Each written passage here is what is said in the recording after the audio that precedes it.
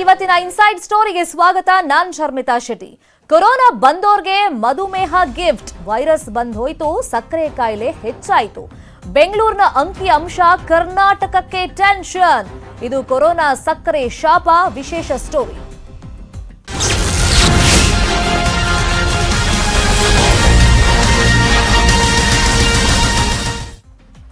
Corona ಬಂದ್ ಹೋದವರಲ್ಲಿ diabetes ಸಮಸ್ಯೆ ಕಂಡು ಬರ್ತಾ ಇದೆ. ಕೋವಿಡ್ ಪಾಸಿಟಿವ್ ಆಗಿದ್ರೆ ಬ್ಲಡ್ ಶುಗರ್ ಲೆವೆಲ್ ಚೆಕ್ ಮಾಡಿಸ್ಕೊಳ್ಳೋದು ಬೆಟರ್. ಸಕ್ಕರೆ ಕಾಯಿಲೆ ಲಕ್ಷಣ ನಿಮ್ಮಲ್ಲಿ ಕಂಡು ಬಂದ್ರೆ ಅದರ ಬಗ್ಗೆ ಯಾವುದೇ ಕಾರಣಕ್ಕೂ ನಿರ್ಲಕ್ಷ್ಯ ಮಾಡಕ್ ಹೋಗ್ಬೇಡಿ. ಅದರಲ್ಲೂ ಬೆಂಗಳೂರಿನ ನಿವಾಸಿಗಳಲ್ಲಿ ಮಧುಮೇಹ ತುಸು ಹೆಚ್ಚಾಗಿ ಕಾಡ್ತಾ ಇದೆ ಅನ್ನೋ ಅಂಶ ಬಿಬಿಎಂಪಿ ಒಂದು ಸರ್ವೆ ಮಾಡಿದೆ, ಅದ್ರ ಮುಖಾಂತರ ಗೊತ್ತಾಗಿದೆ. ಒಂದು ರಿಪೋರ್ಟಿನ ಪ್ರಕಾರ ಕರ್ನಾಟಕದಲ್ಲಿ 11.3% ಶುಗರ್ ಪೇಷಂಟ್ಸ್ ಜಾಸ್ತಿ ಆಗ್ತಾ ಇದಾರಂತೆ. ಅಂದ್ರೆ ಪೋಸ್ಟ್ ಕೋವಿಡ್ ನಲ್ಲಿ ಪರೀಕ್ಷೆ ಮಾಡಿಸದೆ ಫುಡ್ ಕಂಟ್ರೋಲ್ ಮಾಡದೇ ಇದ್ರೆ ಹಂಗೆ ಬಿಟ್ರೆ ಶಾಶ್ವತವಾಗಿ ಕಣ್ಣು ಕಾಣದೇ ಇರಬಹುದು. ಹಾಗಾಗಿ ಸೂಕ್ತ ಸಮಯದಲ್ಲಿ ಸೂಕ್ತ ಮೆಡಿಕಲ್ ಅಟೆನ್ಷನ್ ಅಗತ್ಯವಾಗಿರುತ್ತೆ.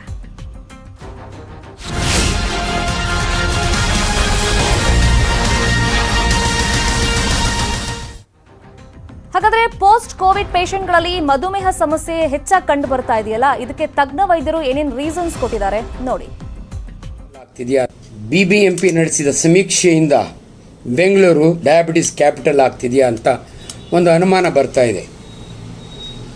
ಮಧುಮೇಹ, ಸಕ್ಕರೆ ಕಾಯಿಲೆ ಅದೊಂದು ಕಾಯಿಲೆ ಅಲ್ಲ, ಅದೊಂದು ಡಿಸಾರ್ಡರ್ ಅಂತೀವಿ ನಾವು, ಮೆಟಬಾಲಿಕ್ ಡಿಸಾರ್ಡರ್ ಅಂತೀವಿ. It's A life style disease. ಅಂದರೆ ನೀವು ಜೀವನ ಶೈಲಿಯಿಂದ ಬರತಕ್ಕಂಥ ಕಾಯಿಲೆ. ಅದಕ್ಕೆ ಮುಖ್ಯ ಕಾರಣ ಒಬೆಸಿಟಿ ಇರ್ಬೋದು, ಟೆನ್ಷನ್ ಇರ್ಬೋದು, ಮನುಷ್ಯ ಎಕ್ಸರ್ಸೈಸ್ ಮಾಡದೇ ಇರೋದು ಇರಬಹುದು. ಯಾಕಂದರೆ ಇನ್ಸುಲಿನ್ ನಿಮ್ಮ ಹೊಟ್ಟೆಯಲ್ಲಿರ್ತಕ್ಕಂಥ ಪ್ಯಾಂಕ್ರಿಯಾಸ್ನಿಂದ ಐಲೆಟ್ಸ್ ಆಫ್ ಲ್ಯಾಂಗರಾನ್ಸಿಂದ ಸೆಕ್ರೆಟ್ ಆಗುವಂಥ ಇನ್ಸುಲಿನ್, ಆ ಇನ್ಸುಲಿನ್ ಇಲ್ದಿದ್ದಾಗೆ, ಕಡಿಮೆ ಆದಾಗೆ, ಅದರ ಕ್ವಾಲಿಟಿ ಕಡಿಮೆ ಆದಾಗೆ ಸಕ್ಕರೆ ಕಾಯಿಲೆ ಶುರುವಾಗುತ್ತೆ.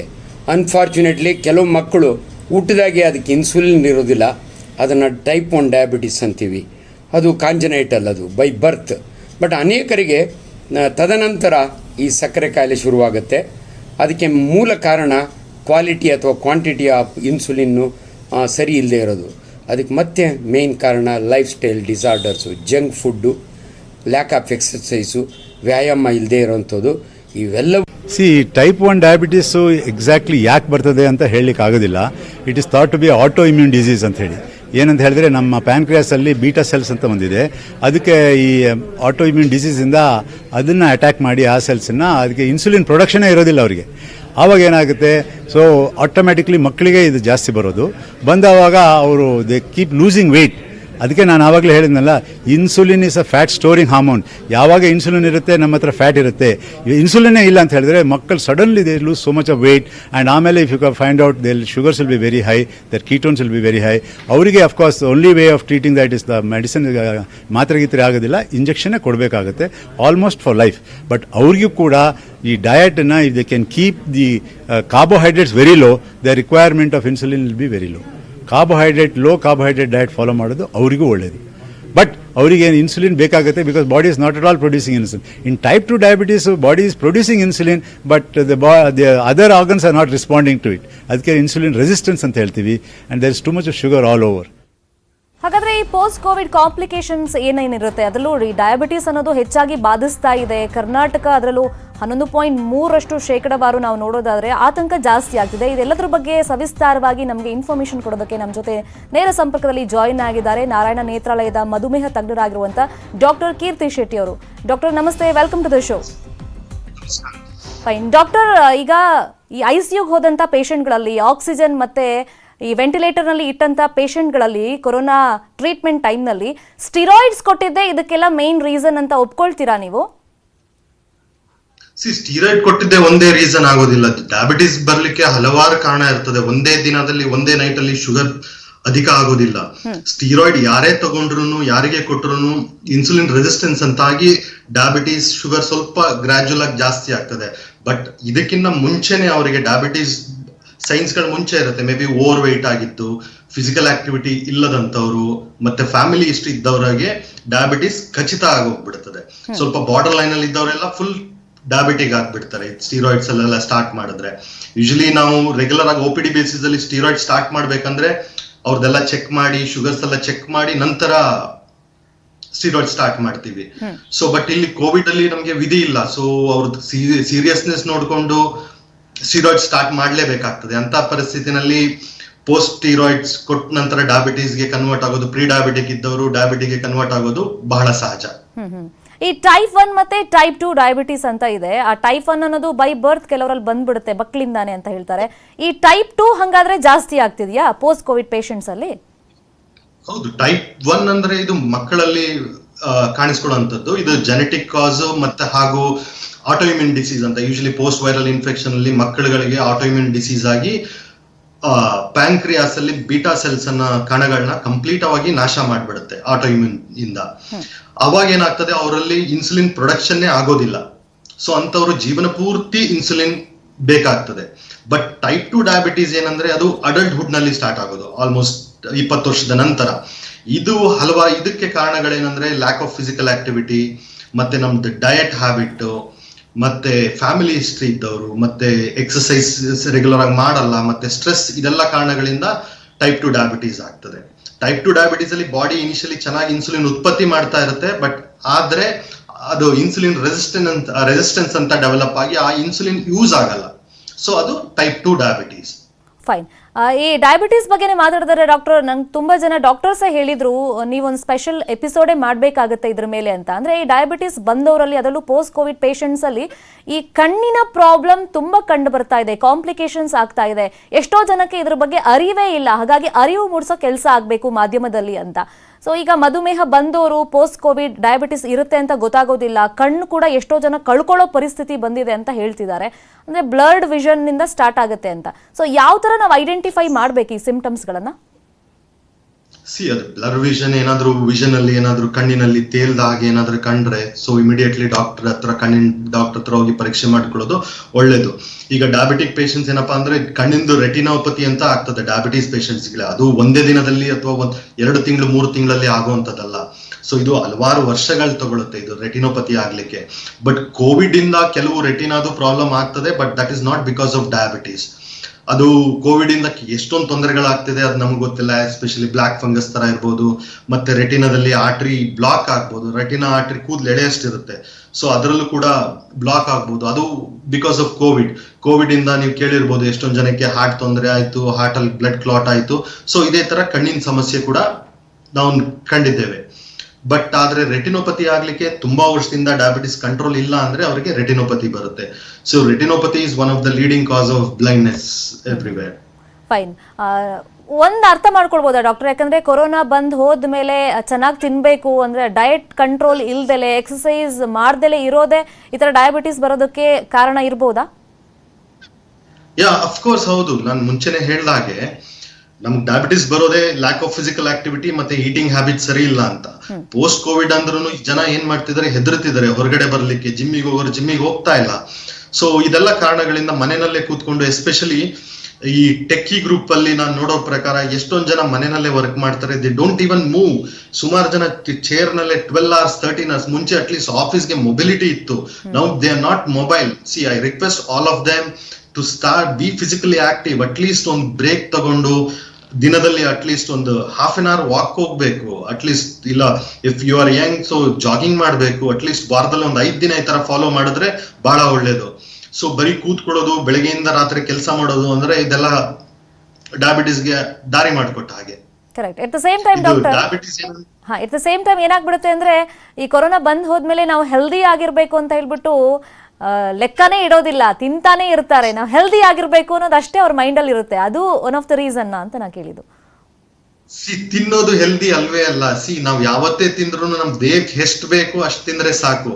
ಹೊಟ್ಟೆ ಹಸ್ದಾಗ ತಿನ್ನು, ಹೊಟ್ಟೆ ಫುಲ್ ಆದಾಗ ನಿಲ್ಸು ಅಂತ ಹೇಳ್ತಾರಲ್ಲ, ಮುಂಚೆಯಿಂದ ಹೇಳ್ಕೊಂಡ್ ಬಂದಿದ್ದಾರೆ. ಅದು ನಾ ಪಾಲಿಸ್ಬೇಕು. ನಾವು ಹೆಲ್ದಿ ತಿನ್ಬಿಟ್ರೆ ಹೆಲ್ದಿ ಆಗ್ತೀವಿ ಅಂತ ಅದು ತಪ್ಪು ಮಾಹಿತಿ. ತಿಂದಿದ್ರೆ ಒಬೆಸಿಟಿ ಡೆವಲಪ್ ಆಗ್ತದೆ, ಓವರ್ ವೆಯ್ಟ್ ಆಗ್ತಾರೆ. That invariably leads to diabetes and other diseases like hypertension ಮತ್ತೆ ಹಾರ್ಟ್ ತೊಂದರೆಗಳಿಗೆಲ್ಲ ಆಹ್ವಾನ ಮಾಡಿಕೊಟ್ಟಾಗ ಆಗ್ತದೆ. ಫೈನ್. ಈಗ ಆಂಟಿಬಾಡೀಸ್ ಜಾಸ್ತಿ ಪ್ರೊಡ್ಯೂಸ್ ಆಗಿರುತ್ತೆ ಕೋವಿಡ್ ಬಂದವರಲ್ಲಿ, ಅದು ಕೂಡ ಮಧುಮೇಹಗೆ ಕಾರಣ ಆಗುತ್ತೆ ಅಂತ ನಾವು ಓದ್ತಾ ಇದ್ದೆ. ಇದು ನಿಜಾನಾ ಡಾಕ್ಟರ್? ಇಲ್ಲ ಮೇಡಮ್. ಸೊ ನಮ್ ಪ್ರಕಾರ ಸುಮಾರು ಸ್ಟಡೀಸ್ ನೋಡಿದೀವಿ, ಅದು ಮಧುಮೇಹ ಅದರಿಂದ ಮಧುಮೇಹ ಬರೋದಿಲ್ಲ. So antibodies will not cause diabetes, not at all. Fine. ಅಂದ್ರೆ ಈ ಇಮ್ಯೂನ್ ಸಿಸ್ಟಮ್ ಅನ್ನೋದು ಜಾಸ್ತಿ ಆದ್ರೂ ಸಮಸ್ಯೆ, ಕಡಿಮೆ ಆದ್ರೂ ಈ ತರ ಕಾಯಿಲೆಗಳು ಅಟ್ಯಾಕ್ ಆಗುತ್ತೆ.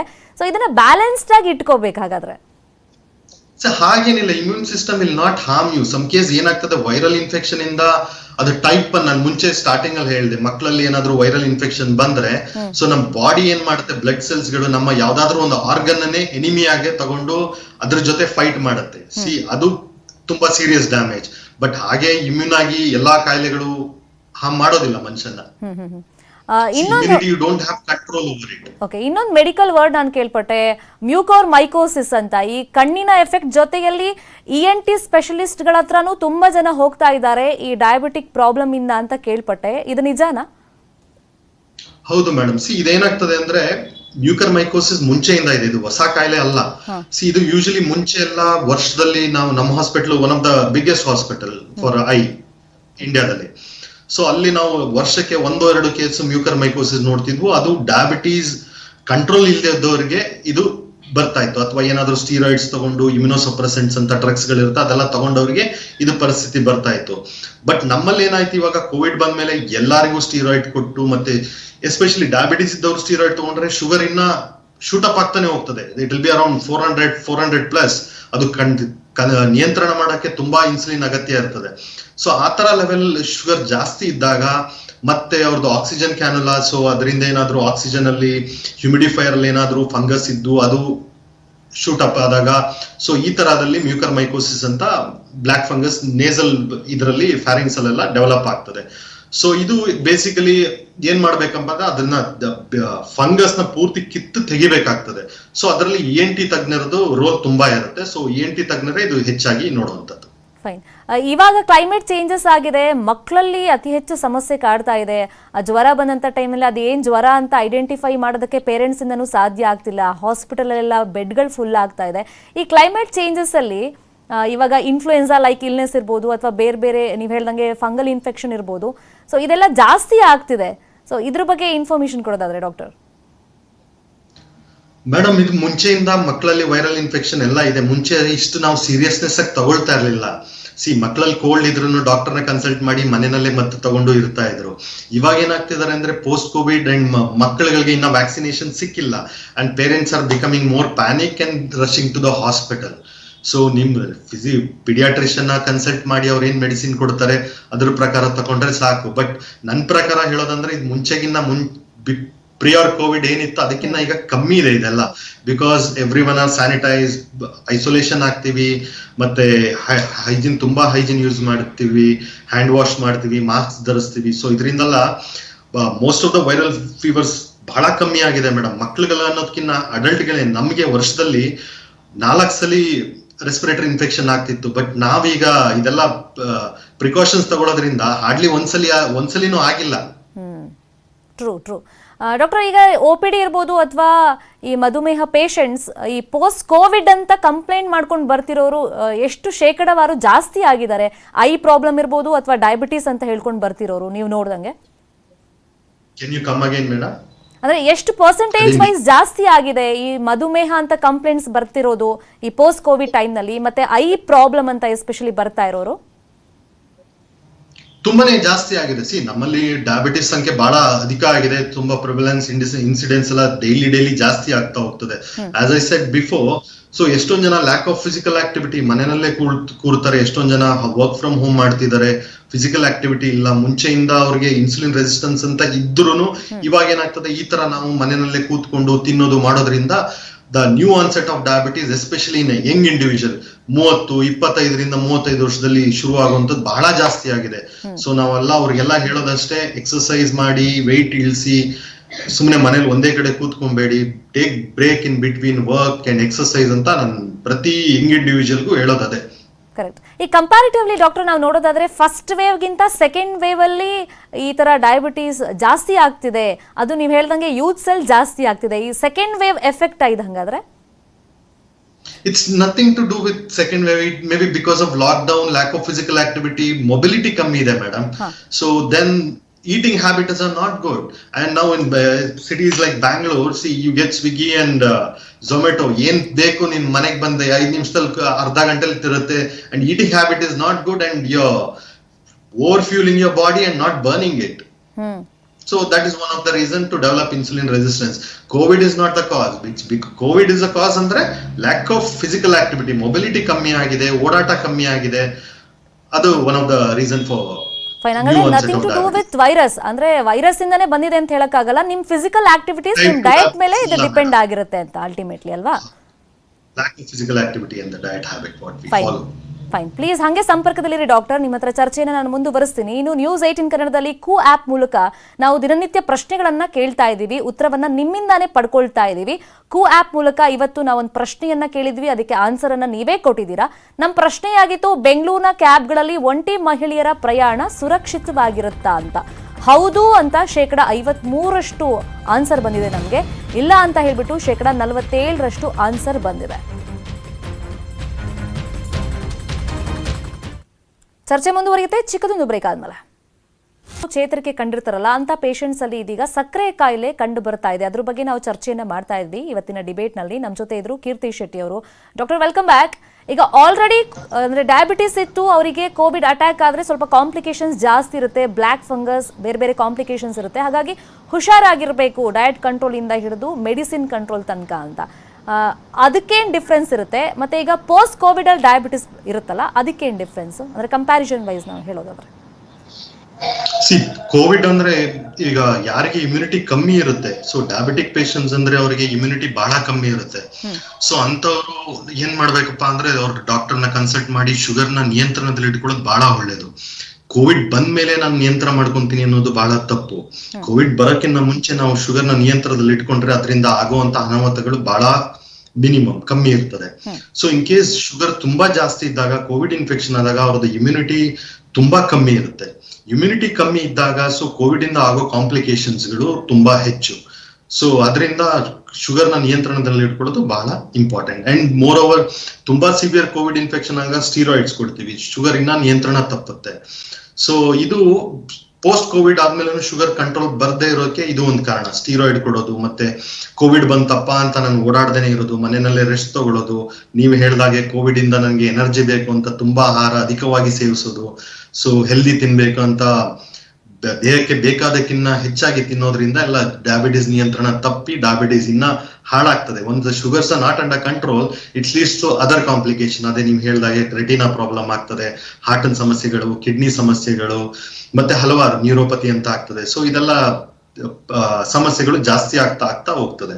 ಸೊ ಕೋವಿಡ್ ಟೈಮ್ ಇರೋದ್ರಿಂದ ಅಂಡ್ ಪೋಸ್ಟ್ ಕೋವಿಡ್ ಆಯ್ತು, ಎಲ್ಲ ಕೇಸಸ್ ಎಲ್ಲ ನಿಯಂತ್ರಣ ಇದೆ, ಬಟ್ ನಿಮ್ ಶುಗರ್ಸ್ ಏನಾದ್ರು ಕಂಟ್ರೋಲ್ ಇಲ್ಲ ಅಂದ್ರೆ you have to consult you doctor. Sugar ನೀವೇ ಮನೆಯಲ್ಲಿ ಚೆಕ್ ಮಾಡ್ಕೋಬೇಕು, ಅಥವಾ ಹಾಸ್ಪಿಟಲ್ಗೆ ಹೋಗಕ್ಕಾಗ್ಲಿಲ್ಲ ಅಂದ್ರೆ ಮನೆಯಲ್ಲೇ ಕೂತ್ಕೊಂಡು ಶುಗರ್ ನ ನಿಯಂತ್ರಣ ಮಾಡ್ಕೊಳ್ಳೋದು ಬಹಳ ಇಂಪಾರ್ಟೆಂಟ್. ಕರೆಕ್ಟ್. ಮೆಡಿಕಲ್ ಅಟೆನ್ಷನ್ ಬೇಕಾಗುತ್ತೆ ಇಂಥ ಟೈಮ್ ನಲ್ಲಿ.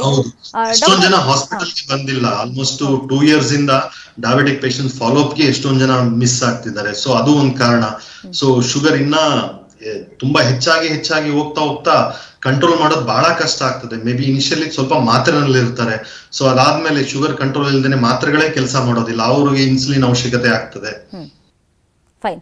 ಡಾಕ್ಟರ್, ತುಂಬಾ ಜನ ಪೇಷಂಟ್ಸ್ ಅಲ್ಲಿ ಏನಾಗ್ಬಿಟ್ಟಿದೆ ಅಂದ್ರೆ ಈಗ ರಿಕವರ್ ಆಗಿರ್ತಾರೆ, ಮೆಡಿಸಿನ್ ಎಫೆಕ್ಟ್ ಇಂದನೋ ಅಥವಾ ಈ ಕೋವಿಡ್ ಬಂದಿರೋದ್ರಿಂದ ಬಾಡಿಲೇ ಒಂದಿಷ್ಟು ಚೇಂಜಸ್ ಆಗಿರೋದ್ರಿಂದ ಒಂದಿಷ್ಟು ಸಿಂಪ್ಟಮ್ಸ್ ಕಡೆ ಅವರು ಜಾಸ್ತಿ ತಲೆ ಕೆಡಿಸ್ಕೊಳ್ಳಲ್ಲ, ಅಂದ್ರೆ ಗಮನ ಕೊಡಲ್ಲ. ಸೊ ಇದು ಡಯಾಬಿಟಿಸ್ ಆಗಿರುತ್ತಾ, ಅಥವಾ ಬ್ಲಡ್ ಶುಗರ್ ಲೆವೆಲಲ್ಲಿ ವೇರಿಯೇಷನ್ ಆಗಿರೋದು, ಅಥವಾ ಹೈಪರ್ ಟೆನ್ಷನ್ ಆಗಿರೋದು, ಇಂಥದ್ರ ಕಡೆ ಗಮನ ಕೊಡೋದಿಲ್ಲ. ಯಾಕಂದರೆ ಫ್ರೀಕ್ವೆಂಟ್ ಯೂರಿನೇಷನ್ ಇರ್ಬೋದು, ಅಥವಾ ಸುಸ್ತಾಗೋದಿರ್ಬೋದು, ಅಥವಾ ತುಂಬ ಬಾಯಾರಿಕೆ ಆಗೋದಿರ್ಬೋದು, ಇವೆಲ್ಲ ಡಯಾಬಿಟಿಸ್ ಸಿಂಪ್ಟಮ್ಸ್. ಇದ್ರ ಕಡೆ ಗಮನ ಕೊಡೋದಿಲ್ಲ.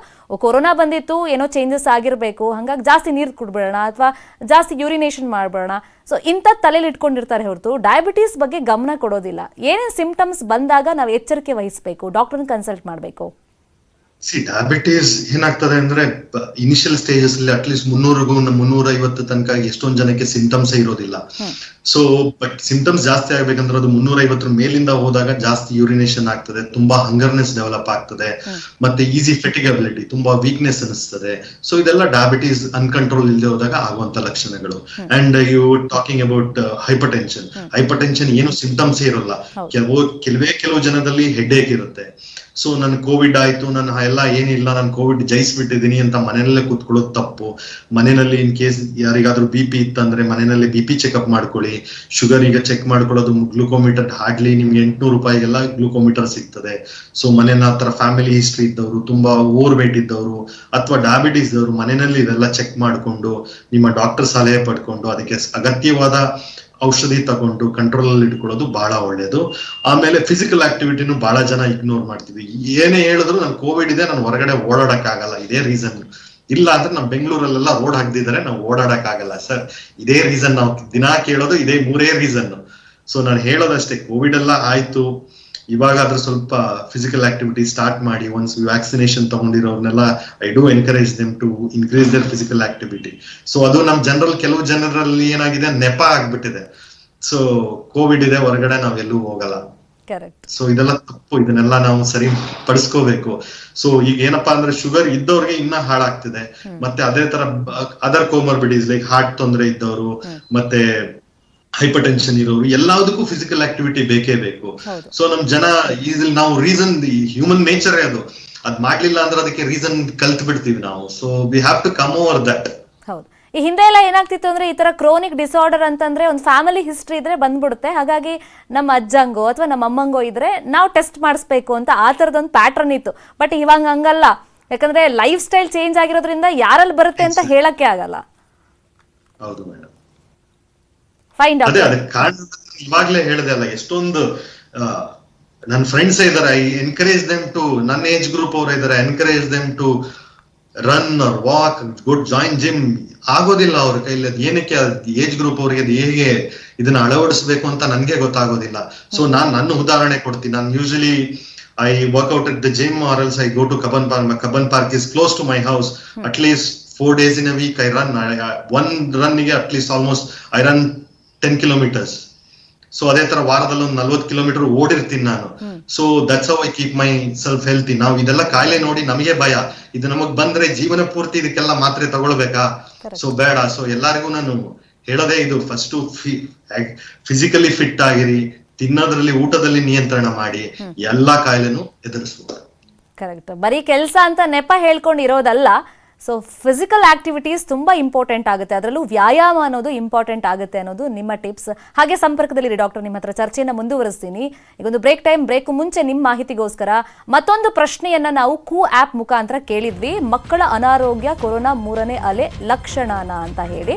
ಈಗ ಮಕ್ಕಳು ತುಂಬಾ ಅನಾರೋಗ್ಯಕ್ಕೀಡಾಗ್ತಾ ಇದ್ದಾರೆ. ಇದಕ್ಕೆ ಇನ್ನೂ ನಿಮಗೆ ಕಾಲಾವಕಾಶ ಇದೆ ಉತ್ತರವನ್ನ ಕೊಡೋದಕ್ಕೆ. ಹೌದು ಅಥವಾ ಇಲ್ಲ ಅಂತ ನಿಮ್ಮ ಒಪಿನಿಯನ್ ತಿಳಿಸ್ಬೋದು. ಇದಕ್ಕೆ ನೀವೇನ್ ಮಾಡಬೇಕು ಅಂತಂದ್ರೆ ಕೂ ಆ್ಯಪ್ನ ಡೌನ್ಲೋಡ್ ಮಾಡ್ಕೊಳ್ಳೇಬೇಕಾಗತ್ತೆ. ನಮ್ಮ ಪ್ರಶ್ನೆಗೆ ಹೌದು ಅಂತಾದ್ರೆ ಹೌದು ಅಂತ ಹೇಳಿ, ಇಲ್ಲ ಅಂತಂದ್ರೆ ಇಲ್ಲ ಅಂತನ್ನಿ. ಸೊ ಈ ಪ್ರಶ್ನೆಗೆ ಉತ್ತರ ಏನು ಅಂತ ತಿಳ್ಕೋಬೇಕು ಅಂದ್ರೆ ನೀವು ಇವತ್ತು ರಾತ್ರಿ 10 ಗಂಟೆ ನ್ಯೂಸ್ ಅನ್ನ ನೋಡಲೇಬೇಕಾಗತ್ತೆ. ಚರ್ಚೆನ ಮುಂದುವರಿಸ್ತೀನಿ ಚಿಕ್ಕದೊಂದು ಬ್ರೇಕ್ ಆದ್ಮೇಲೆ. Welcome back. ಪೋಸ್ಟ್ ಕೋವಿಡ್ ಟೈಮ್ನಲ್ಲಿ ಡಯಾಬಿಟಿಕ್ ಪ್ರಾಬ್ಲಮ್ ಬಗ್ಗೆ ನಾವು ಇವತ್ತಿನ ಚರ್ಚಾ ಕಾರ್ಯಕ್ರಮದಲ್ಲಿ ಮಾತಾಡ್ತಾ ಇದ್ವಿ. ನಮ್ಮ ಜೊತೆ ಕೀರ್ತಿ ಶೆಟ್ಟಿ ಜಾಯ್ನ್ ಆಗಿದ್ರು. Doctor welcome back. ಡಾಕ್ಟರ್, ಈಗ ಥೈರಾಯ್ಡ್ ಪ್ರಾಬ್ಲಮ್ ಇದ್ರೆ, ಈ ಡಯಾಬಿಟಿಸ್ ಇದ್ರೆ ಮತ್ತಷ್ಟು ಸಮಸ್ಯೆ ಜಾಸ್ತಿ ಆಗುತ್ತೆ ಅಂತ ಹೇಳ್ತಾರೆ. ಸೊ ಯಾವ ತರ ಕಾಂಪ್ಲಿಕೇಶನ್ ಆಗುತ್ತೆ? ಥೈರಾಯ್ಡ್ ಪ್ರಾಬ್ಲಮ್ ಅಂದ್ರೆ ಡಯಾಬಿಟಿಸ್ ಸಮಸ್ಯೆ ಜಾಸ್ತಿ ಆಗ್ತದೆ ಅಂತ ಹೇಳ್ತಾ ಇದ್ದೀರಾ? ಅಂದ್ರೆ ಎರಡೂ ಇದ್ದಂತ ಟೈಮ್ ನಲ್ಲಿ ಒಬ್ಬ ವ್ಯಕ್ತಿಗೆ ಡಯಾಬಿಟಿಸ್ ಇರುತ್ತೆ ಅಥವಾ ಥೈರಾಯ್ಡ್ ಸಮಸ್ಯೆ ಎರಡೂ ಇದ್ದಾಗ ಯಾವ ತರ ಸಮಸ್ಯೆಗಳಾಗುತ್ತೆ? ಯೂಶಲಿ ಕಾಮನ್ ಆಗಿ ನಾವು ನೋಡುವಂತದ್ದು ಹೈಪೋಥೈರಾಯ್ಡಿಸಮ್ ಅಂತ ನೋಡ್ತೀವಿ. ಹೈಪೋಥೈರಾಯ್ಡಿಸಮ್ ಅಂದ್ರೆ ನಮ್ಮ ಬಾಡಿನಲ್ಲಿ ಥೈರಾಯ್ಡ್ ಹಾರ್ಮೋನ್ ಸೆಕ್ರೀಷನ್ ಕಮ್ಮಿ ಆದಾಗ ಏನಾಗ್ತದೆ ಅಂದ್ರೆ ಬಾಡಿ ಮೆಟಬಾಲಿಸಮ್ ಸ್ಲೋ ಆಗ್ತದೆ. It leads to overweight, ಮತ್ತೆ ಮನಸ್ಸಿನಲ್ಲಿ ಡಿಪ್ರೆಷನ್ ಅಂತ ಇದೆಲ್ಲ ಸ್ಟಾರ್ಟ್ ಆಗ್ತದೆ. ಸೊ ಡಯಾಬಿಟಿಸ್ ಇದ್ದವರಿಗೆ ಪುನಃ ಈ ತರ ಥೈರಾಯ್ಡ್ ಹಾರ್ಮೋನ್ ಕಮ್ಮಿ ಇದ್ದಾಗ ಇನ್ನ ಇನ್ಸುಲಿನ್ ರೆಸಿಸ್ಟೆನ್ಸ್ ಅನ್ನೋದು ಜಾಸ್ತಿ ಆಗ್ತದೆ. ಡಯಾಬಿಟಿಸ್ ನಲ್ಲಿ ಓವರ್ ವೇಟೇ ಫಸ್ಟ್ ಮೊದಲ ತೊಂದರೆ. ಅದ್ರ ಜೊತೆಗೆ ಹೈಪೋಥೈರಾಯ್ಡಿಸಮ್ ಇಂದ ಇನ್ನ ಓವರ್ ವೇಟ್ ಇನ್ಕ್ರೀಸ್ ಆಗ್ತದೆ. ಸೊ ಅದು ಇನ್ನ ಡಯಾಬಿಟಿಸ್. ಪಬ್ಲಿಕ್ ಕಾಲರ್ ಹೇಳಿದ್ದಾರೆ ಡಾಕ್ಟರ್, ಏನೋ ಡೌಟ್ ಇದೆ ಅಂತ ಕೇಳ್ಬೇಕಂತೆ. ನಿಂಗಪ್ಪ ಅಂತ. ನಿಂಗಪ್ಪ ಅವರೇ ನಮಸ್ಕಾರ. ಏನ್ ಪ್ರಶ್ನೆ ಕೇಳಿ? ನಮಸ್ಕಾರ ಮೇಡಮ್ ಅವರೇ. ಹಾ, ಪ್ರಶ್ನೆ ಕೇಳಿ. ಮೇಡಮ್ ಅವರೇ, ನನಗೆ ಕೋವಿಡ್ ಆಯ್ತು ಮೇ ತಿಂಗಳಲ್ಲಿ. ಕೋವಿಡ್ ಆದ್ಮೇಲೆ ಶುಗರ್ ಹೆಚ್ಚಾಗಿದೆ ಮೇಡಮ್. ಮೊದಲೇ ಡಯಾಬಿಟಿಸ್ ಇತ್ತಾ? ಹಾ, ಮೊದಲೇ ಡಯಾಬಿಟಿಸ್ 10 years ಡಯಾಬಿಟಿಸ್ ಇದೆ ಮೇಡಮ್. ಓಕೆ. ಆದ್ರೆ ಈ ಕೋವಿಡ್ ಆಯ್ತು ಮೇ ತಿಂಗಳಲ್ಲಿ ಹೆಚ್ಚಿಗೆ ಆದ್ರೆ ಕಡಿಮೆ ಆಗ್ತದೆ ಮೇಡಮ್. ಓಕೆ ಡಾಕ್ಟರ್, ಕೋವಿಡ್ ಬಂದ್ಮೇಲೆ ಮತ್ತಷ್ಟು ಜಾಸ್ತಿ ಆಗಿದೆ ಡಯಾಬಿಟಿಸ್ ಅಂತ ಅವ್ರು ಹೇಳಿದ್ರು. ಜಾಸ್ತಿ ಇದೆ ಮೇಡಮ್. ಅದೇ ಸರ್ ಏನಂತ ಆಗ್ತದೆ ಅಂದ್ರೆ ಎನಿ ಇನ್ಫೆಕ್ಷನ್ ಒಂಥರ ಮನುಷ್ಯನಿಗೆ ಸ್ಟ್ರೆಸ್ ಉಂಟು ಮಾಡ್ತದೆ. ಸೊ ಇದಾದ ನಂತರ ಶುಗರ್ ಸ್ವಲ್ಪ ಜಾಸ್ತಿ ಆಗೋದು ಸಹಜ.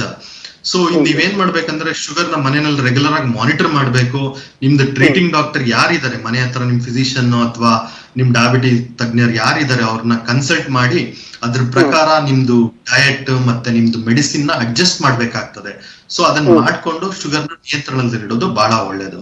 ಸೊ ಇನ್ಸುಲಿನ್ ತಗೊಂತಾ ಇದ್ರೆ ನಿಮ್ದು ಫಾಸ್ಟಿಂಗ್ ಮತ್ತೆ ಪೋಸ್ಟ್ ಪ್ರ್ಯಾಂಡಿಯಲ್ ಶುಗರ್ ಹೇಗಿದೆ ನೋಡ್ಕೊಂಡು ನಿಮ್ಮ ತಜ್ಞ ವೈದ್ಯರು ಇನ್ಸುಲಿನ್ ಜಾಸ್ತಿ ಮಾಡ್ಬೇಕಾ ಅಥವಾ ಮಾತ್ರೆ ಜಾಸ್ತಿ ಮಾಡ್ಬೇಕಾ ಅಂತ ಅದು ಮೆಡಿಸಿನ್ ನ ಅಡ್ಜಸ್ಟ್ ಮಾಡಿ ಕೊಟ್ರೆ ಅದು ಸರಿ ಆಗ್ತದೆ. ಫೈನ್. ಮತ್ತೊಬ್ರು ಕಾಲರ್ ಅದ್ರ ಇದ್ದಾರೆ. ಜೊತೆಗೆ ನೀವು ಓಕೆ ಫೈನ್. ಮತ್ತೊಬ್ರು ಕಾಲರ್ ಇದ್ದಾರೆ ಡಾಕ್ಟರ್ ವೆಂಕಟೇಶಪ್ಪ ಅಂತ. ವೆಂಕಟೇಶಪ್ಪ ಅವರೇ ನಮಸ್ತೆ. ಏನ್ ಪ್ರಶ್ನೆ ಇತ್ತು ಕೇಳಿ ಸರ್ ಬೇಗ. ಮೇಡಮ್ ನಮಸ್ಕಾರ. ನಮಸ್ತೆ, ಹೇಳಿ ಮೇಡಮ್ ನಮ್ಮ ಅತ್ತೆ ಅವ್ರಿಗೆ ಇದು ಆಪರೇಷನ್ ಆಗಿತ್ತು ಮೂಗು. ಹಾ ಇದು ಕೋವಿಡ್ಗೆ ಚೆಕಪ್ ಮಾಡ್ತಿದ್ರು. ಹಾ ಅದು ಒಳಗಡೆ ಗಾಯ ಆಗಿ ಯಲಂಕದಲ್ಲಿ ಸರ್ಜರಿ ಆಗೈತೆ.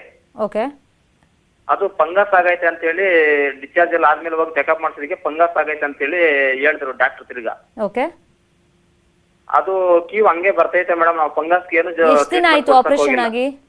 ಮೇಡಮ್ 3 ತಿಂಗಳಾಗೈತೆ ಮೇಡಮ್. ಈಗ್ಲೂ ಹಂಗೆ ಪಸ್ ಬರ್ತಿದ್ಯಾ? ಈಗ್ಲೂ ಹಂಗೆ ಬರ್ತೈತೆ ಮೇಡಮ್. ಫೈನ್. ಡಾಕ್ಟರ್ ಏನ್ ಅಡ್ವೈಸ್ ಮಾಡ್ತೀರಾ ಇವ್ರಿಗೆ? ಅದು ಫಸ್ಟ್ ನಾವು ಕಲ್ಚರ್ ಎಲ್ಲ ನೋಡಿ ಅದು ಏನ್ ಫಂಗಸ್ ಅಂತ, ಬ್ಲಾಕ್ ಫಂಗಸ್ ಏನಾ ಅಥವಾ ಬೇರೆ ಏನಾದ್ರೂ ಕಾಯಿಲೆ ಇದೆಯಾ, ಅದ ಸರ್ಜರಿ ಆದ್ಮೇಲೆ ಏನಾದ್ರೂ ಇನ್ಫೆಕ್ಷನ್ ಹೊಸ ಡೆವಲಪ್ ಆಗಿದ್ಯಾ, ಅದು ರಿಪೋರ್ಟ್ ನೋಡ್ದೇನೆ ಮಾಹಿತಿ ಕೊಡೋದು ಬಹಳ ಕಷ್ಟ. ಅದು ಕಲ್ಚರ್ ರಿಪ್ ಅಂತ ಮಾಡ್ತೀವಿ. ಅದರಿಂದ ಯಾವ ಆರ್ಗಾನಿಸಮ್ ಬೆಳೆಯುತ್ತೆ ಅದನ್ನ ನೋಡ್ಕೊಂಡು ಅದ್ರ ತಕ್ಕನಾಗಿ ಮೆಡಿಸಿನ್ಸ್ ಕೊಡೋದು ಅಗತ್ಯ ಆಗ್ತದೆ. ಸೊ ಏನು ರಿಪೋರ್ಟ್ ಇಲ್ದೇನೆ ನಾವು ಇದು ಏನ್ ಇನ್ಫೆಕ್ಷನ್ ಫಂಗಸ್ ಅಥವಾ ಬ್ಯಾಕ್ಟೀರಿಯಲ್ಲ ಏನಂತ ಹೇಳಿಕ್ ಬರೋದಿಲ್ಲ. ಎನಿ ಸರ್ಜರಿ ಆದ್ಮೇಲೆ ಈ ತರ ಇನ್ಫೆಕ್ಷನ್ಗಳು ಸಹಜ.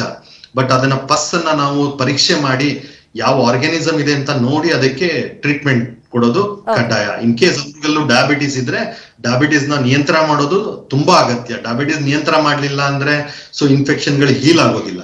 ಓಕೆ. ಮತ್ತೊಬ್ರು ಕಾಲರ್ ಹಿಡಿದಾರೆ ಸುಬ್ಬರಾಯಪ್ಪ ಅಂತ. ಸುಬ್ಬರಾಯಪ್ಪ ಅವರೇ ನಮಸ್ತೆ. ಏನ್ ಪ್ರಶ್ನೆ ಇತ್ತು ಕೇಳಿ. ಏನಿಲ್ಲ ಮೇಡಮ್ ನನಗೆ ವಾಲೆ ಒಂದು 8 ವರ್ಷದಿಂದ ಶುಗರ್ ಐತೆ. ಹಾ ಕಣ್ಣು ಎಡಗಡೆ ಕಣ್ಣು ಸ್ವಲ್ಪ ಇದು ಒಂದು ಫುಲ್ಲು ಕಾಣ್ದಂಗ ಆಗ್ಬಿಡ್ತು ಮೇಡಮ್. ತೆರೆತಾರೆ ವಿಪರೀತ ತೆರೆತಾರೆ ಕಾಣಲ್ಲ. ನಾನು 2-3 ಸತಿ ಚೆಕಪ್ ಹೋದೆ. ನೀನ್ ಶುಗರ್ ಕಮ್ಮಿ ಮಾಡಿಗಮ್ಮ ಅಂತ ಹೇಳ್ತಾರೆ. ಈಗ ಈ ವಾರದಿಂದ ವ್ಯವಸ್ಥೆ ಮಾಡಿ ಪದ್ಧತಿ ಮಾಡಿರೋನು 270 ಬಂದಿದೆ ಮೇಡಮ್. ಅಲ್ಲ, ನೀವು ಫುಡ್ ಕಂಟ್ರೋಲ್ ಮಾಡಲ್ವಾ? ಡಾಕ್ಟರ್ ಹೇಳಿದೆಲ್ಲ ಅಡ್ವೈಸ್ ತಗೊಳಲ್ವಾ? ಫುಡ್ ಕಂಟ್ರೋಲ್ ಮಾಡ್ಕೊಂಬರ್ತೀನಿ, ವಾಕು ಮಾಡ್ತೀನಿ. ಆಮೇಲೆ ನಮಗೆ ಮಾತ್ರೆ ಸರೋಗಲ್ಲ. ಜಿಂದಾಲ್ದಿಂದ ಸ್ವಲ್ಪ ಅಲ್ಲಿ ತಗೊಂಡ್ ತಿಂದೆ. ಈಗ ಗೌರ್ಮೆಂಟ್ ಹಾಸ್ಪಿಟ್ಲಿಗೆ ಕೊಡ್ತಾರೆ, ಅದೇ ತಿಂತಾ ಇದ್ದೀನಿ. ಓಕೆ. ಈಗ ಡಾಕ್ಟರ್ ಏನ್ ಹೇಳ್ತಾರೆ? ಏನ್ ಸಮಸ್ಯೆ ಅಂತ ಹೇಳ್ತಿದ್ದಾರೆ? ಏನ್ ಅದೇ ಹೇಳ್ತಾರೆ, ಇದನ್ನೇ ಇದ್ ಮಾಡು, ನೀವು ವಾಕ್ ಮಾಡೋ, ಫುಡ್ ಕಮ್ಮಿ ತಿನ್ನು, ವಾಕ್ ಮಾಡ್ರಿ, ಬರೀ ಇದೇ ಹೇಳಿಕೆ ಬಂದು ಇದೇ ಕತೆ ಆಗೋಯ್ತು ಮೇಡಮ್. ಫೈನ್. ಡಾಕ್ಟರ್ ಕ್ವಿಕ್ ಆಗಿ ತುಂಬಾ ಜನ ಪೇಷಂಟ್ಸ್ಗೆ 8-10 ವರ್ಷದಿಂದ ಈ ತರ ಡಯಾಬಿಟಿಸ್ ಇರುತ್ತೆ ಅಂದ್ರೆ ನಾವು ಡಾಕ್ಟರ್ ಹೇಳೋದೆಲ್ಲ ಮಾಡ್ತೀವಿ ಆದ್ರೆ ಕಂಟ್ರೋಲ್ಗೆ ಬರ್ತಿಲ್ಲ ಅಂತ ಒಂಥರ ಬೇಸತ್ ಹೋಗ್ಬಿಟ್ಟಿರ್ತಾರೆ. ಏನ್ ಟಿಪ್ಸ್ ಕೊಡ್ತೀರಾ ಇಂಥವ್ರಿಗೆ? ಇಲ್ಲ, ಅದು ನಾವೇನಾಗ್ತದೆ ಸಹಜ. ಸೊ ಎಲ್ಲಾರು ಹೇಳೋದು, ಎಲ್ಲಾ ಡಾಕ್ಟರ್ ಹೇಳೋದು ಇದೆ, ಸರಿ ತಿನ್ನಿ, ವಾಕಿಂಗ್ ಮಾಡಿ, ಎಕ್ಸರ್ಸೈಸ್ ಮಾಡಿ ಅಷ್ಟೇ. ಬಟ್ ನಮ್ಮಲ್ಲಿ ನಮ್ ಪೇಷಂಟ್ಸ್ ಏನ್ ಮಾಡ್ತಾರೆ ಅಂದ್ರೆ ರೆಗ್ಯುಲರ್ ಫಾಲೋ ಅಪ್ ಇಲ್ಲ. ಈಗ 270 ಅಂತ ಬಿಟ್ರೆ ಅದು ಆಗಲ್ಲ ಮೇಡಮ್. ಸೊ ಅದನ್ನ ನಿಯಂತ್ರಣ ಮಾಡೋದು ಇಂಪಾರ್ಟೆಂಟ್. ಅದು ಕಟ್ಔಟ್ ವ್ಯಾಲ್ಯೂಸ್ ಇರುತ್ತೆ. ಖಾಲಿ ಹೋಟೆಲ್ ಅಟ್ಲೀಸ್ಟ್ 130 ನಾವು ಮೇಂಟೈನ್ ಮಾಡ್ಬೇಕು. 330 ಕೆಳಗಡೆ ಇಟ್ಕೋಬೇಕು. ಊಟ ಆದ ನಂತರ ಅಟ್ಲೀಸ್ಟ್ 200 ಗಿಂತ ಕಮ್ಮಿ ಇರಬೇಕು. ಅವ್ರು ಇವಾಗ ಕಾಲ್ ಮಾಡಿದವರು 270 ಇರುತ್ತೆ ಅಂದ್ರೆ ಅದು ತಪ್ಪದು. ಒಂದೊಂದ್ಸಲಿ ಕೆಲವೊಮ್ಮೆ ಏನಾಗ್ತದೆ ಅಂದ್ರೆ ಅವ್ರದ್ದು ಶುಗರ್ ಅಷ್ಟು ವರ್ಷ ಇದ್ದಾಗ ಕಂಟ್ರೋಲ್ ಇಲ್ಲ ಅಂದ್ರೆ ನಾವು ಇನ್ಸುಲಿನ್ ಅಡ್ವೈಸ್ ಮಾಡಿದ್ರು ಕೆಲವು ಪೇಷಂಟ್ಸ್ ಗಳು ತಗೊಳಕ್ಕೆ ರೆಡಿ ಇರೋದಿಲ್ಲ. ಇಲ್ಲ ನಾನು ಟ್ಯಾಬ್ಲೆಟೇ ಕೊಡಿ. ಸೊ ಈ ತರ ಎಲ್ಲ ಆಗ್ತದೆ. ಸೊ ಡಾಕ್ಟರ್ ಸಲಹೆನೂ important. So periodical follow up ಇರಬೇಕು. ಸೊ ಇನ್ಶಿಯಲಿ ಕಂಟ್ರೋಲ್ ಇಲ್ಲದೆ ಹೋದಾಗ ನಾವು 15 ದಿನ 1 ತಿಂಗಳಿಗೆ ಒಂದ್ಸಲಿ ಪೇಷಂಟ್ ನ ಕರೆದು ಪರೀಕ್ಷೆ ಮಾಡಿ ರೆಗ್ಯುಲರ್ ಆಗಿ ಚೆಕಪ್ ಬರ್ತಾ ಇರ್ಬೇಕು, ಮಾನಿಟರ್ ಕೂಡ ಮಾಡ್ತಿರ್ಬೇಕು. ಅಂದ್ರೆ ಇದೊಂದು ಲಾಂಗ್ ಪ್ರೋಸೆಸ್ ಆಗುತ್ತೆ, ಜೀವನ ಪರ್ಯಂತ ಇದೊಂದು ಕಾಯಿಲೆ ಇರುತ್ತೆ, ಸಿಂಪ್ಟಮ್ಸ್ ಇರುತ್ತೆ ಅಂತ ನೆಗ್ಲೆಕ್ಟ್ ಮಾಡಬಹುದು ಅಂತ. ಫೈನಲಿ ಡಾಕ್ಟರ್ ಕ್ವಿಕ್ ಆಗಿ ಹೇಳೋದಾದ್ರೆ, ಈಗ ಓವರ್ ಸ್ಟ್ರೆಸ್ ಮಾಡ್ಕೊಂಡಿದ್ದಾರೆ ತುಂಬಾ ಜನ. ಈ ಕೋವಿಡ್ ಬಂತು ಅಂತ ಹೇಳ್ಬಿಟ್ಟು ಹೆದರಿರೋದಿರ್ಬೋದು ಅಥವಾ ಸ್ಟ್ರೆಸ್ ಮಾಡ್ಕೊಂಡಿರೋದು, ಅದರಿಂದಾನು ಈ ಸಮಸ್ಯೆ ಜಾಸ್ತಿ ಆಗಿದೆ ಅಂತ ನಾನು ಕೇಳ್ಪಟ್ಟೆ. ಸೊ ಹಾಗಾಗಿ ಏನೆಲ್ಲ ಟಿಪ್ಸ್ ಕೊಡ್ತೀರಾ ಡಯಟ್ ಫಾಲೋ ಮಾಡಬೇಕು ಅಂತ ಕ್ವಿಕ್ ಆಗಿ ಡಾಕ್ಟರ್? ಕ್ವಿಕ್ ಆಗಿ ನಾನು ಏನೇನು ಹೇಳೋದಂದ್ರೆ, ಎಲ್ಲಾರು ಫಿಸಿಕಲ್ ಆಕ್ಟಿವಿಟಿ ಸ್ಟಾರ್ಟ್ ಮಾಡಿ. ಅಂಡ್ ಈಗ ಕೋವಿಡ್ ಇಂದ ಡಯಾಬಿಟಿಸ್ ಬಂದಿದೆ ಅಂತ ಹೇಳೋರು it's not too late. Especially Young individual ನಾನು ಏನ್ ಹೇಳೋದಂದ್ರೆ, ನೀವು ನಿಮ್ಮ ಡಾಕ್ಟರ್ನ ಕನ್ಸಲ್ಟ್ ಮಾಡಿ. ಕೆಲವು ಇನಿಷಿಯಲ್ ಸ್ಟೇಜಸ್ ಅಲ್ಲಿ ಇದ್ರೆ ಲೈಫ್ ಸ್ಟೈಲ್ ಮಾಡಿಫಿಕೇಶನ್ ಅಂತ ಮಾಡಿ ಆ ಶುಗರ್ನ ಪರ್ಮನೆಂಟ್ ಆಗಿ ಗುಣ ಮಾಡಬಹುದು. ಸೊ ಮತ್ತೆ ಬೇರೆಯವರಿಗೆ ಡಯಾಬಿಟಿಸ್ ಇದ್ದವರಿಗೆ ರೆಗ್ಯುಲರ್ ಡಾಕ್ಟರ್ ಹತ್ರ ಫಾಲೋ ಮಾಡಿ. ಊಟದಲ್ಲಿ ನಿಯಂತ್ರಣ ಬಹಳ ಇಂಪಾರ್ಟೆಂಟ್. ಈ ಸಕ್ಕರೆ ಕಾಯಿಲೆಗೆ ಒನ್ ಆಫ್ ದ ರೀಸನ್ ಅಂದ್ರೆ ಊಟ ನಿಯಂತ್ರಣ ತಪ್ಪೋದು. ನಾವು ಅನ್ಕೊಂತೀವಿ ನಾನು ಇಷ್ಟೇ ತಿನ್ನೋದು ಅಷ್ಟೇ ತಿನ್ನೋದು ಅಂತ, ಬಟ್ ನಾವು ಕಾರ್ಬೋಹೈಡ್ರೇಟ್ ನ ತುಂಬಾ ಸೇವನೆ ಮಾಡ್ತೀವಿ. ಸೊ ಕಾರ್ಬೋಹೈಡ್ರೇಟ್ ಅಂದ್ರೆ ನಾನು ರೈಸ್ ತಿನ್ನಲ್ಲ, ಚಪಾತಿ ತಿಂತೀನಿ, ಇಲ್ಲ ನಾನು ಮುದ್ದೆ ತಿಂತೀನಿ ಜಾಸ್ತಿ ಅಂದ್ರೆ ಎಲ್ಲಾದ್ರಲ್ಲೂ ಇರೋದು ಶುಗರೇ. ಸೊ ನಾವೇನ್ ಮಾಡ್ಬೇಕು, ಅದನ್ನ ಪ್ರಮಾಣ ಕಮ್ಮಿ ಮಾಡಿ. ಮುಂಚೆಲ್ಲ ಏನ್ ಹೇಳ್ತಾ ಇದ್ರು 60% ಕಾರ್ಬೋಹೈಡ್ರೇಟ್ ತಿನ್ನಿ ಅಂತ, ಅದು ತಪ್ಪದು. ಸೊ ಮುಂಚೆ ಅದು ಎಲ್ಲಾ ಹೇಳ್ಕೊಂಡ್ ಬಂದಿರೋದೇ ಅದು. ಸೊ ಅದು ತಪ್ಪಾಗ್ತದೆ. ಶುಗರ್ ಇದ್ದವ್ರಿಗೆ ಅದು ಒಳ್ಳೇದಲ್ಲ. ಅದನ್ನ ರೆಡ್ಯೂಸ್ ಮಾಡ್ಬೇಕು. ನಾವು ರೈಸು ಚಪಾತಿ ಅವೆಲ್ಲ ಡಯಟ್ ಫಾಲೋ ಮಾಡಬೇಕು, ಕಂಟ್ರೋಲ್ ಮಾಡೋದೇ ಡಯಟ್ ಅಂತ. Fine, thank you so much doctor. ಇಲ್ಲಿ ತನಕ ನಮ್ಮ ಜೊತೆ ಜಾಯಿನ್ ಆಗಿದ್ದಕ್ಕೆ, ಸವಿಸ್ತಾರವಾಗಿ ಡಯಾಬಿಟಿಸ್ ಬಗ್ಗೆ ಮಾತಾಡೋದಕ್ಕೆ. ಹೋಪ್ಫುಲಿ ನಮ್ಮ ವ್ಯೂವರ್ಸ್ಗೆ ಇದು ಹೆಲ್ಪ್ ಆಗಿದೆ ಅಂತ ಭಾವಿಸ್ತೀನಿ. Thank you so much. Thank you so much. Thank you. ಮತ್ತಷ್ಟು ಸುದ್ದಿ ನೋಡೋಣ ಬ್ರೇಕ್ ಆದ್ಮೇಲೆ.